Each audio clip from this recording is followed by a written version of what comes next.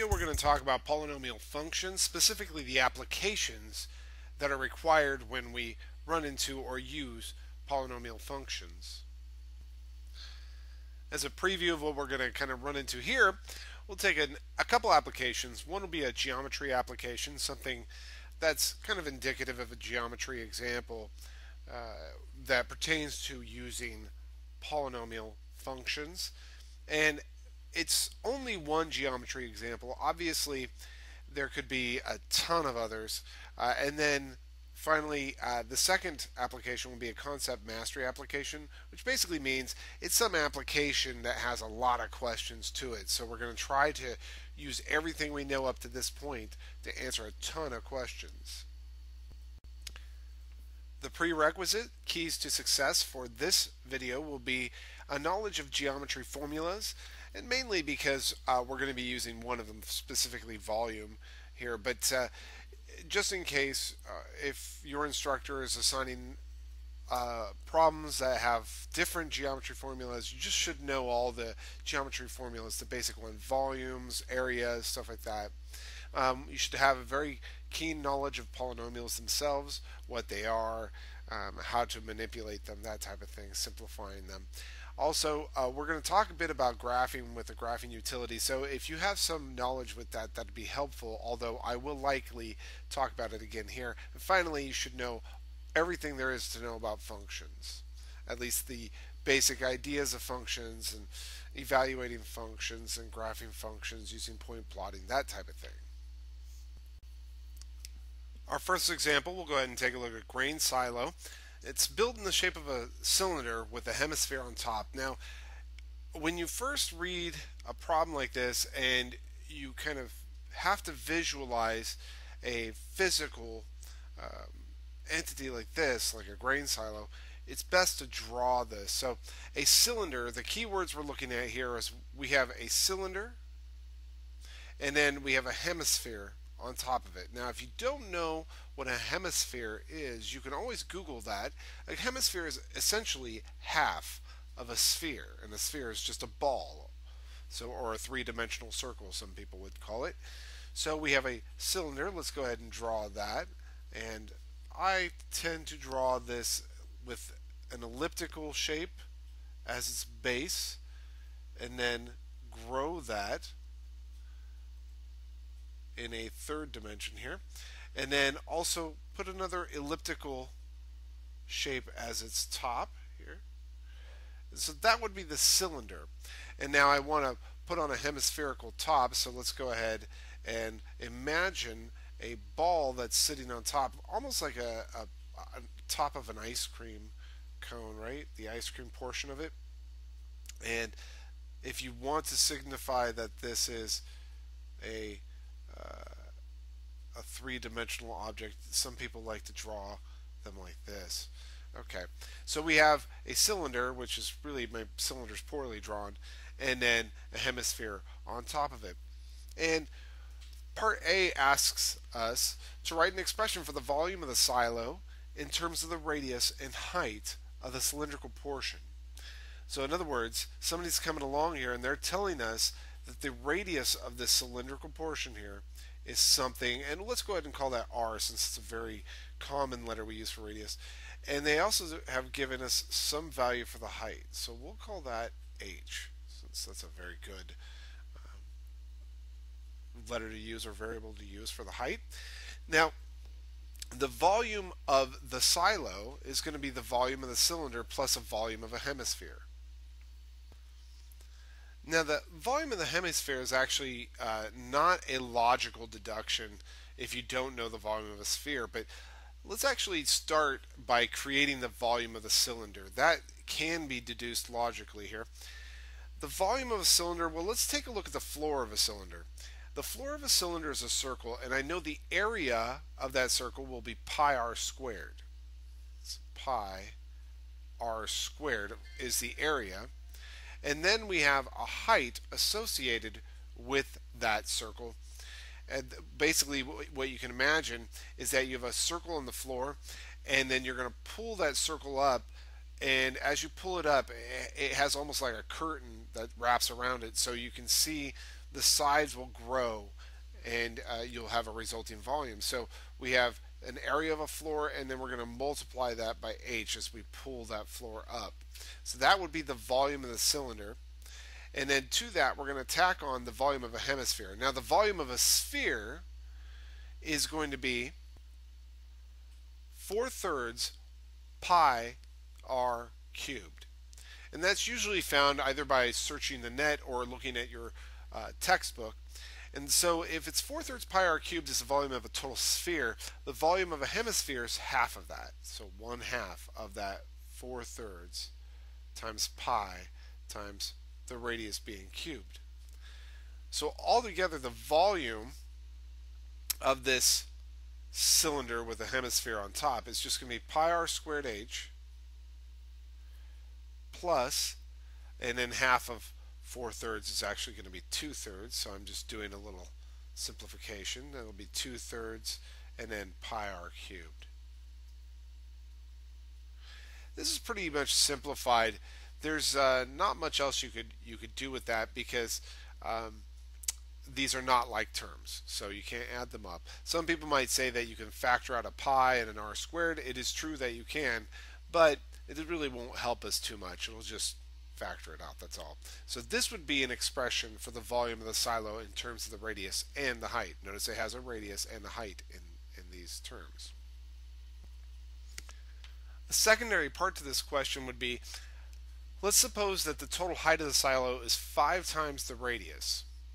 We want to write a polynomial function in terms of one variable for the volume. So in other words, we want a polynomial function that will give us the volume. So we'll actually label our polynomial function v. So we'll have v of something. We just have to figure out what that variable is, and then we also have to figure out what the right-hand side of this function looks like. Okay? So we do know one thing. We do know that an expression for the volume is the following.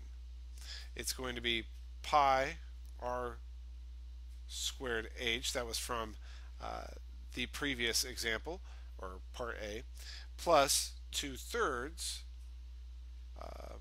pi r cubed. But in this case, we're told that the height is 5 times the radius. That is, height is 5 times the radius. So what we're going to do is replace h with 5r in this expression. So an expression for the volume now would be pi r squared times 5r plus 2/3 pi r cubed. Of course, this can be simplified a little bit. The first term turns into 5 pi r cubed plus, and then we still have these 2/3 pi r cubes. These are actually like terms at this point. You can easily see that if you just say, well, I have 5 pi of these r cubes, and I have 2/3 pi more of them. Or some people might even want to say you have 5 of these pi r cubes, and you have 2/3 more of them right here. So whichever way you want to think of it, it still requires some fractional arithmetic. We need to add 5 and 2/3 together. So that would be 15/3 plus 2/3, or in other words, 17/3. So we have 17/3 of those pi r cubes.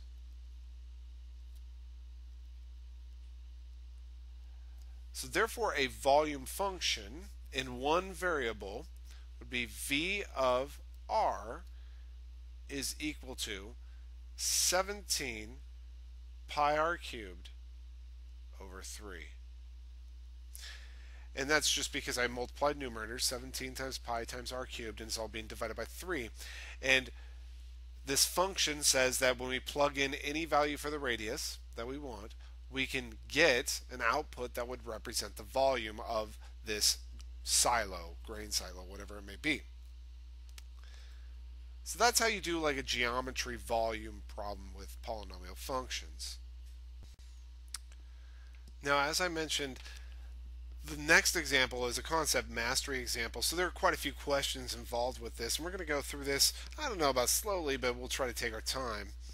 The number of minutes of daylight per day in Chicago is approximated by the polynomial function m of d is equal to 0.000000525 d to the fourth minus, and you could read the rest there, where d is the number of days since the summer solstice. Now, a couple things I want to note here.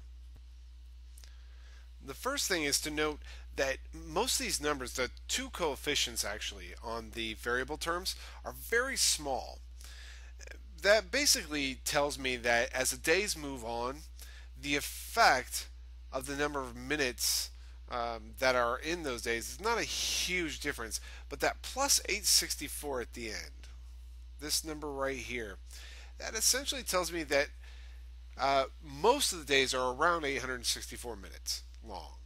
We're going to add or subtract some minutes from there. The second thing I need you to notice that this approximating function is only valid for days negative 74 up to positive 74, and not even including those 2 days. And by the way, a negative day means that's a certain number of days prior to the summer solstice. So negative 10 means it's 10 days prior to the summer solstice. But whatever we plug in for d, which is the number of days since the summer solstice, the function will return the number of minutes of daylight in Chicago. So part A, use a graphing utility to build the table of values. And notice that I have this little notation here, TI. That means I'm just using that as a general notation. I have it in my lectures that I require some type of graphing calculator, TI graphing calculator or a Casio or an HP or whatever you have. But I'm going to show you on a TI how this is done. So we're going to use a graphing utility to build a table. So I bring up my handy dandy graphing calculator. First thing I'll do is I want to build a table, which means I'm going to actually enter in a function first. So I'll hit y equals. If there were functions here, I would clear them out. But there are not, so I'll just enter in 0.000000525 and then x to the fourth power. From that, I'm going to subtract 0.0213 and then again x to the now second power, and finally plus 864. And the variable that we're using here is x because that's generally what your calculator wants you to use. It's a variable x, even though the problem has a variable d. And before I just go ahead and go to the table feature, which is accessed via the second button here, I'm going to first set the table. So I'm going to hit second, and then see above the word window, there's table set, so I'm going to hit the window button. And notice in the table setup menu, it asks us what we want our table to start with and what do we want our increments for the table value to be. So here I'm going to go ahead and maybe say I want my values to start at a negative 50 and I want my increments to be in values of 10. In fact, since I'm going from negative 74, let me go negative 70 and go in increments of 10. So it'll give me an x value of negative 70 and then negative 60, negative 50, negative 40, and so on and so forth. These last two are just set to tell the calculator that it's going to automatically create the x values based upon this information and therefore automatically calculate the y values. To look at the table, hit second and then go over here to the graph button and hit that because it'll access the table menu. And there you have it. You can see that 70 days prior to the summer solstice, we have 772 minutes of daylight, and it starts increasing until we get all the way up to 864 minutes of daylight, and then it starts to decrease.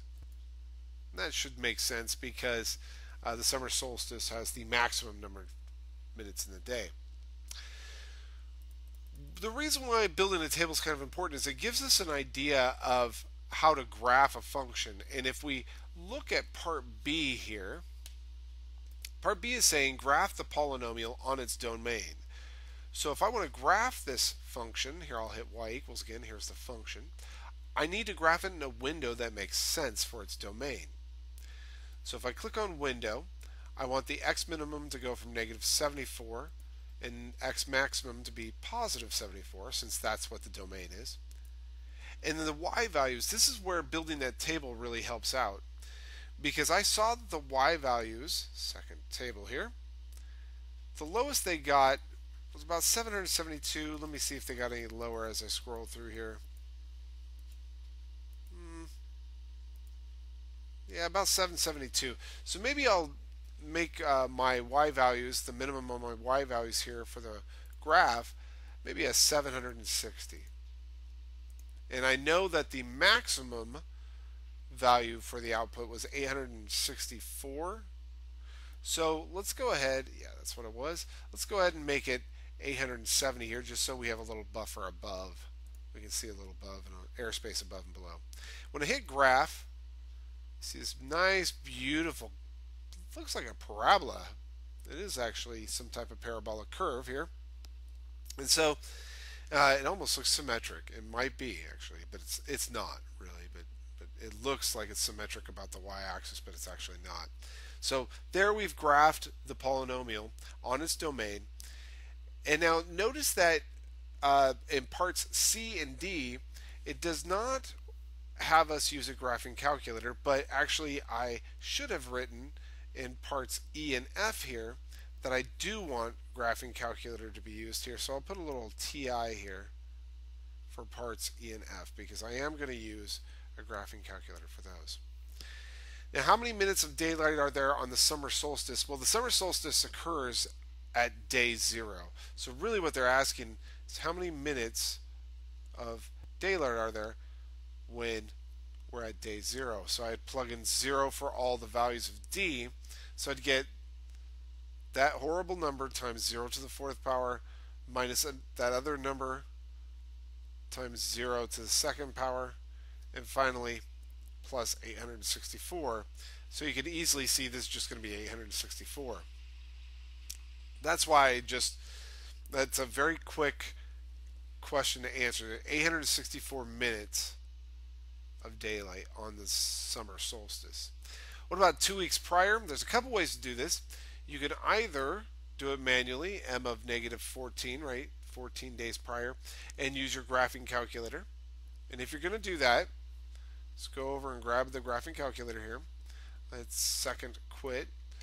And you're going to go ahead and enter in a negative 14 for every D value here. So 0.000000525 times, and I'll start a parenthesis in negative 14, and that parenthesis, raise it to the 4th power, and then minus 0.0213 times, again, a negative 14, and I go ahead and put that in parentheses again, raised to the 2nd power, and finally plus 864.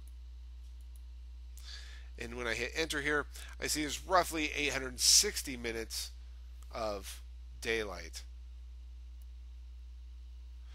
Another way we could have gotten this answer is by using a table feature, a little more advanced way of using the table feature here. We already have the function entered, so you could technically go to your table and, well, I don't think it'll allow me right now to type in a negative. Nope, it won't allow me to type in anything. So I could set up the table by going second and hitting the window button and saying, listen, I don't want it to automatically create x values. Instead, I want it to ask me what the x values are. And then you would hit second table here and say, well, if x is a negative 14, what's the output? And you see, it gives me the same answer that I would have gotten had I just plugged it in like I did down here. Another way we could have done it, so there's 2 ways right there. Another way we could have done it is by using the graph. You could hit the trace button, and a lot of students will immediately just start scrolling over until they get close to negative 14. But as you see, I can't hit exactly upon negative 14 for the x value, but you can actually type it in and then just hit enter. And again, it'll tell you an approximate y value. So a couple ways to do that problem, or three ways actually. Now the last two parts, when are the days more than 14 hours long, and how about when are the days less than 13 hours long? The best way to do this is first of all to figure out how many minutes there are in 14 hours. So let's go ahead and quit down here. I'll clear this out. 60 minutes per hour times the 14 hours. So I really want to know, when are the days longer than 840 minutes?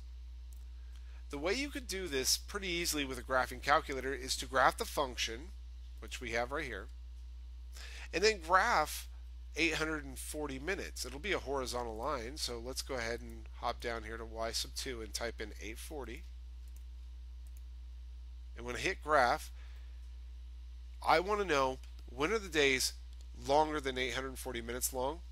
Well, you could see that's any of the days where the parabola is above that horizontal line. So essentially what I want to find out is, when does the horizontal line and the parabola meet? And then I can kind of use that information to find out when the number of minutes in the day are greater than that 840 minute mark. So the way you could do this is use a calculate feature on your graphing calculator. So second, and it's under the calculate menu there. And find the intersection. That's number 5. It'll ask you, is this your first curve? So you notice where my cursor is? Yep, that's the first curve, so I'll hit enter. Notice my cursor is on the second curve, so I'll hit enter. And it says take a guess as to where they meet. So I'll just get kind of close and hit enter, and it'll tell me exactly they meet at day negative 34. So let me go ahead and write that down over here somewhere. So let's see, day negative 34 is the lowest day. And let's go back to the graph here. Let's find out what this second intersection point is. Probably is about day 34, but let's just be sure with this. So again, I'll calculate an intersection. And it asks me, where's the first curve? That's the first curve. Where's the second curve? That's the second curve. And again, it'll ask me to guess. And again, I'm going to get as close as I can to where they intersect, because otherwise it'll give me that first intersection point if I'm not close enough. There we have day 34. That was basically what we were guessing. So it looks to me between days negative 34 and days positive 34, according to our graph, the number of minutes is greater than, or in other words, above that 840 minute mark. Now, how about when we're less than 13 hours long? Now, if there are 840 minutes in 14 hours, there must be 780 minutes in, because we're 13 hours is just 60 minutes less. So that's, oops, 840 minus 60. You can see it's 780. So there's 780 minutes in 13 hours. So we really want to know now, when are we less than the 780 minute mark? If you graph this, you'll see here's the parabola. And then here's the 780 minute mark. Whoa, way down there, right? So again, go ahead and find out those intersections. And in this case, we want to know when our parabola is below that curve. So let's go ahead and second calculate the intersection. That's option 5. Scroll over a little bit so you can see the cursor. That is on the first curve. It's on the second curve. And we'll go ahead and scroll over a little bit to get nearest to this intersection. I'll just do that. So it tells me they intersect at day number negative 66. Now, if you take a look at this, well, I'll write that number down below first. So that's negative 66. And the second intersection I'm going to likely say is at day positive 66, but let's just make sure. First curve, second curve, and I'll scroll on over until I get close enough that I feel okay to hit enter. That means pretty far away from the other one, so I'll go ahead and select this. Sure enough, it's about day 66. Okay, so now let's take a look at the graph again. And what I'm going to do is just hit graph so I turn off that. I want to know when our parabola, in other words, remember our parabola represents the number of minutes of daylight in a day. I want to know when the number of minutes is below this horizontal line. Well, it sure looks like it's below it when we are before day negative 66 and past day 66. And there's a lot of ways to notate this, but because it's a real application, you can't go negative infinity to negative 66. That doesn't make sense. So we'll go from negative 74, its realistic domain, to negative 66. And, which means union, 66 onto positive 74. And remember, I'm using 74 and negative 74 because that's a realistic domain they had given me. So I'm just using those values. So those are a couple applications involving polynomial functions.